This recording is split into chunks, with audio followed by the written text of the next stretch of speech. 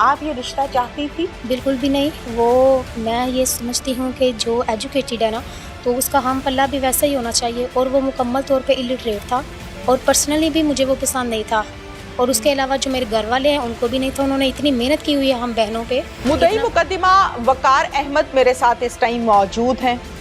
ये वही बदनसीब घराना है जहां पर एक नहीं बल्कि तोहरे कत्ल हुए।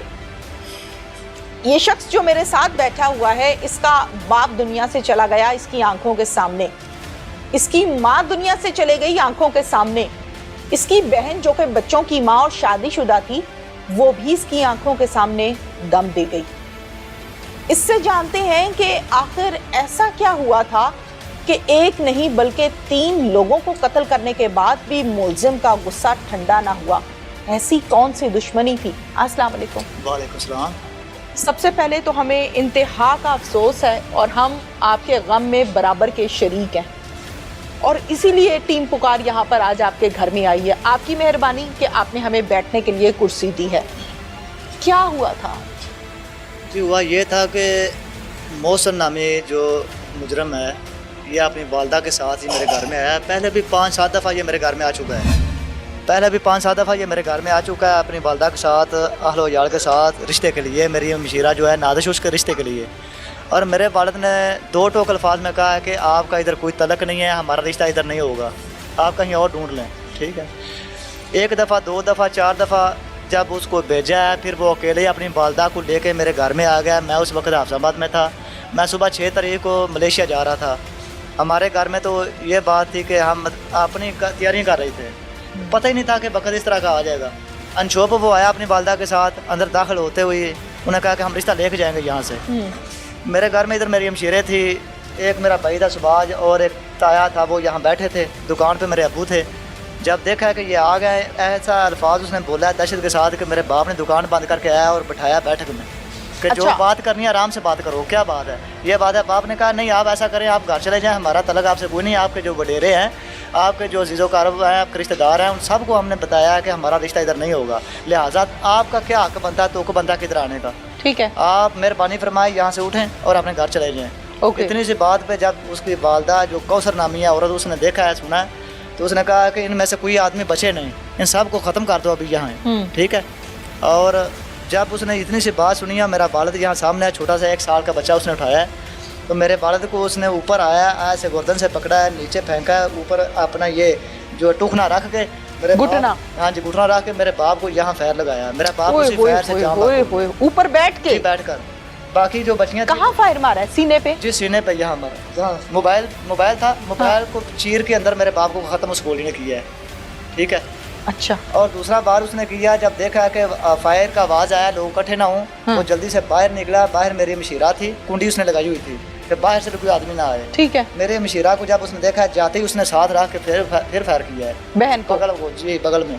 तो मेरी बहन की भी वहीं जो है ना वो लेट गई है। वहाँ से यहाँ तक मुश्किल बमा मेरे बाप तक आई है। अल्लाह आते हुए 5-7 सेकंड में उसकी भी डेथ हो गई है। और बाहर मेरी वालदा थी, शोर कर रही थी इधर बाजार में कि कोई है जो को आए, हमारे घर में फसाद बर्पा हो गया है। तो बाजार वालिदा आपकी यानी लोगों को मदद के लिए पुकार रही, कोई नहीं था सिवाय इस मुस्तफ़ा नामी शख्स के जो साथ में स्टोर है वहाँ पे था। ये सब देख रहा था। तो मेरी वालदा को उसने गर्दन से पकड़ा, पहला फायर लगाया, मेरी वालदा ने हाथ किया, 2 उंगलें जो है उसके ऊपर फायर लगाए, दोनों जो है ना यहाँ से जख्मी हो गई है। ठीक है। दूसरा फायर नीचे सर करके उसने ऊपर रख के यहाँ फायर किया है, ये खड़ा करके बकायदा। जी जी। ये मुस्तफ़ा नामी जो शख्स है ये सामने देख रहा था और कोई नहीं था मौजूद यहाँ। पहला फायर हाथ की उंगलियों पे लगा, आगे हाथ किया, वो फायर उंगलियों पे लगा। ठीक है। दूसरा फायर उसने यहाँ गर्दन के ऊपर रख के लगाया है। और आप वो जो है ना दूसरा मेरा चाचा जाद भाई जो है सुभाष ये है, और चाचा ये जो आगे जाते हैं उनको वो पिस्टल दिखाता है कि पीछे हो जाओ मार दूंगा। उसकी बैग यहीं खड़ी रह गई है, उसकी वालदा यहीं रह गई है, वो पैदल हो गया यहाँ से। माँ मना कर रही थी या नहीं? माँ जो इसकी लड़का रही थी कि इनमें से कोई आदमी बचे ना, इनका घर का सफाया कर देना। अच्छा जी बिल्कुल। ठीक है। ठीक है। जब ये लोग आए थे तो कितने लोग आए? जब के लोग आए थे बाहर शोर गोल सुन के, ये मुस्तफ़ा ने इकट्ठा शुरू करना किया। तो पहले ये अकेले थे, फिर साथ में एक लड़का और गुलजार नामी आ गया उसके साथ। फिर जब ये आगे चलते गए, उसके हाथ में पिट रहा, किसी और बच्चे को उन्होंने नुकसान पहुंचाया, थोड़ा सा सेफ इलाके में ले जाएं, गाँव से बाहर इसको निकल लेने दें। उसके अलावा फ़ोन कॉल चल गई थी, सारे दोस्त बाप इकट्ठा होना शुरू हो गए थे, 1-5 पे भी कॉल हो गई थी। ठीक है। वो भी उधर अपनी तरफ से आ रहे थे। तो गाँव के बाहर जाते ही इन सब लोगों ने घेरा डाल लिया, घेरा डाल के उसको पकड़ लिया। वालदा उसकी जो है वो यहाँ बाज़ारों में ही पकड़ लिया। ठीक है, ये 1-2 मिनट के अंदर अंदर मेरा बाप, मेरी माँ और मेरी मशीरा जो है वो दुनिया से चल बसे। ठीक है, बात सिर्फ इतनी सी थी कि हमने नहीं करना, हमारी मर्जी, हमारा रिश्ता करें हम या ना करें, आप कौन होते हो। बिल्कुल सही है। मेरे बाप को ये मंजूर नहीं था, उनकी बेटी थी और मैं भी यही कहता था कि नहीं। वो मुझे भी ढूंढता रहा, मैं तो बस मेरा दाना पानी था, मैं अफजाबाद था, सुबह मैंने मलेशिया जाना था, मैं नहीं बस यहाँ। अफसोस मुझको भी बहुत ज़्यादा अच्छा, है कि ये कोई पसंद की शादी का मामला तो नहीं था? जी नहीं, बिल्कुल भी नहीं। हमारे पेरेंट्स जो करते हैं वही होता है। हम बड़े जो करते हम हैं। सब अपने वालिद जो कहता है उसकी बात मानते हैं। ठीक है। ठीक है, वालदा को उन्होंने तंग किया। वालदा ने भी यह कहा कि हम घर में मशवरा कर लें, जिस तरह हमारा मशवरा होगा आपको बता देंगे। बिल्कुल सही। लिहाजा ये फाइनल बात नहीं है। ठीक है। हर रोज दूसरे दिन मेरा बाप यही जब वो आते ठीक है, बिल्कुल ठीक है। इस केस में एक ऐसा किरदार भी है, जब मुलजिम ने कत्ल किए, ये कत्ल करने के बाद धनधनाता हुआ घर से बाहर पैदल निकला, तो एक ऐसा शख्स भी था जो इस मुलजिम के पीछे पीछे था और बाकायदा कॉल पर था पुलिस के साथ कि अब मुलजिम यहाँ जा रहा है, अब मुलजिम यहाँ जा रहा है, फौरन पहुंचिए और इसको गिरफ्तार कीजिए। उस शख्स का नाम है मुस्तफ़ा। मुस्तफ़ा से बात करते हैं। आप ये रिश्ता चाहती थी? बिल्कुल भी नहीं, पर्सनली भी मुझे वो पसंद नहीं था और उसके अलावा जो मेरे घर वाले हैं उनको भी नहीं था। उन्होंने इतनी मेहनत की हुई है हम बहनों पे, इतना पढ़ाया है हमें। और क्रिमिनल को जब रिश्ता नहीं दिया गया तो उसने आके कत्लो गारत करनी शुरू कर दी। ये सारे जज्बात जो है ना मुझे नाज़िश ने दिए। कैसे जज्बात आ गए भाई? एक लड़की बेचारी घर बैठी हुई है, तुमने उसकी माँ कत्ल कर दी, तुमने उसका बाप कत्ल कर दिया, तुमने उसकी बहन बच्चों की माँ कत्ल कर दी। तुम कह रहे हो नाज़िश ने मुझे जज्बात दिलवाए थे?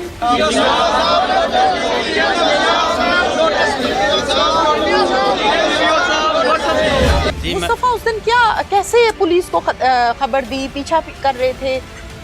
जी मैडम, मैं ये जो पीछे वाला बाजार है ना, उस चौक में सिगरेट लेने के लिए ये जो दुकान है ना, इधर आया तो मैंने देखा कि एक मेरी नावाकिफ शख्स है जो इधर फायर मार रहा है।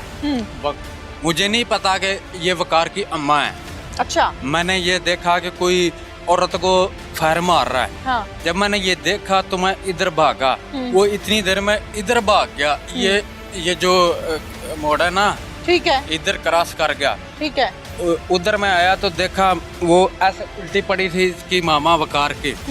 जब मैंने देखा तो मैंने बहुत, मुझे दुख हुआ कि ये ऐसे क्या ऐसा वाक़या हो सकता, कौन है ये बंदा। हाँ। वो मैंने ऐसे बाजू से पकड़ा तो मैंने कहा मेरी माँ बहन ही है, जो भी मेरा मोहल्ला है। मैंने ऐसे पकड़ा, मैंने देखा तो ये मेरी चाची है। मैं वो हमारे घर आती जाती, मेरा बेटा पढ़ता है इधर। अच्छा, फिर? वकार के घर। फिर जब मैंने उठाया तो मैंने देखा तो वो सांस ले रही थी। उस वक्त उसका हाथ पाँव नहीं हिल रहा था। जब मैंने ये देखा तो फिर इधर औरतें खड़ी थी। मैंने उनसे पूछा ये कौन आदमी है। उन्होंने कहा कि ये इधर कोई मांगट है अफजाबाद में। हाँ। साइड पर उधर कोई मांगटों का कोई मेहमान है हमारे घर में आया था। इतनी सी बात सुनी है औरतों से तो मैं पीछे भाग पड़ा। इन औरतों ने बताया था कि वाइट कलर का सूट पहना उसने, तो मेरी बहुत दूर तक नजर पड़ी। हाँ। मैंने देखा कि मुझे शक हो गया कि बंदा वही है जो खेतों में भाग रहा है। आप उसको पकड़ने की गर्ज से उसके पीछे जा रहे थे? जी, पीछा कर रहे थे। जी, इसीलिए वो जब हम वो फतेह की क्रॉस किया तो नजर पड़ी, बहुत दूर था वो। फिर हम लोगों ने क्या किया कि हमने सोचा कि इसको बुग्गा जाके, हमारे पास तो फोन भी नहीं थे, हमने उधर कॉल किया इधर गांव में। इधर वो हमारे दोस्त हैं, हमारे भाई हैं, उन्होंने हमारी मदद की। ठीक है। वो उसका नाम नहीं मैं लेना चाहता, लेकिन कोई बात नहीं, मैं भी अकेला ही हूँ, मुझे कोई टेंशन। हमारे पीछे पूरा गांव लेके उधर आए उसको पकड़ने के लिए। बहुत अच्छी बात है। अब उस मासूम बच्ची से आपकी बात करवाते हैं, उसका क्या कहना है? नाजिश मेरे साथ इस टाइम मौजूद है, नाजिश से बात करते हैं। अस्सलाम वालेकुम। वालेकुम अस्सलाम। बेटा, जो हुआ वो टोटली गलत हुआ।